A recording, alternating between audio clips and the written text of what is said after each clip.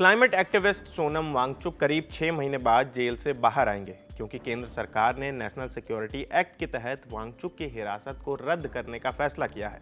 गृह मंत्रालय ने बयान जारी करके इसकी जानकारी दी है। सोनम वांगचुक को 26 सितंबर 2025 को एनएसए के तहत हिरासत में लिया गया था।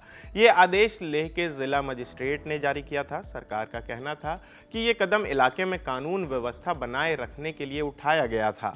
दरअसल 24 सितंबर 2025 को लेह में हालात बिगड़ गए थे। उस दिन हिंसा हुई थी जिसमें 4 लोगों की मौत हो गई थी और कई लोग घायल भी हुए थे। ये बात इंडिया टुडे की रिपोर्ट में कही गई है।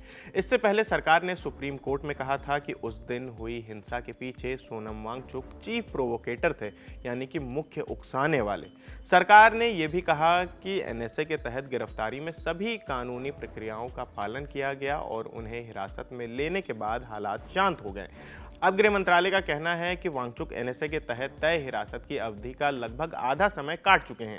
इसी को देखते हुए सरकार ने उनकी हिरासत खत्म करने का फैसला लिया है। सरकार ने यह भी बताया कि पिछले कुछ समय से लद्दाख के अलग अलग समूहों और समुदाय के नेताओं से बातचीत की जा रही है ताकि इलाके में लोगों की मांगों और चिंताओं को समझा जा सके।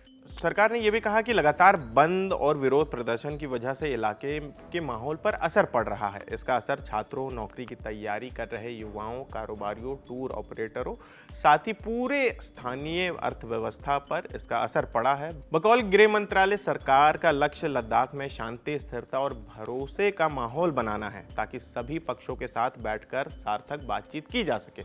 सरकार ने यह भी कहा कि लद्दाख के लिए जरूरी सुरक्षा और व्यवस्थाएं देने को वह प्रतिबद्ध है। साथ ही उम्मीद जताई कि इलाके से जुड़े मुद्दों का हल हाई पावर्ड कमेटी और दूसरे मंचों पर बातचीत के जरिए निकाला जा सकेगा। सोनम वांगचुक काफी समय से लद्दाख को पूर्ण राज्य का दर्जा देने और उसे संविधान की 6वीं अनुसूची में शामिल करने की मांग कर रहे हैं। पिछले साल मार्च में उन्होंने इसी मांग को लेकर 21 दिनों तक भूख हड़ताल की थी। इसके बाद अक्टूबर 2024 में वांगचुक ने लद्दाख से दिल्ली तक पैदल मार्च की भी शुरुआत की थी। हालांकि दिल्ली पहुंचने से पहले उन्हें सिंधु बॉर्डर पर ही पुलिस ने हिरासत में ले लिया था। फिर साल 2025 में उन्होंने एक बार फिर 35 दिन की भूख हड़ताल शुरू की, लेकिन इस आंदोलन के 15वें दिन 24 सितंबर को लेह में हालात बिगड़ गए और प्रदर्शन हिंसक हो गया। इस दौरान 4 लोगों की मौत हुई और करीब 50 लोग घायल हो गए थे। दरअसल 2019 में केंद्र सरकार ने अनुच्छेद 370 हटाकर जम्मू कश्मीर को 2 केंद्र शासित प्रदेशों में, जम्मू कश्मीर और लद्दाख में बांट दिया था।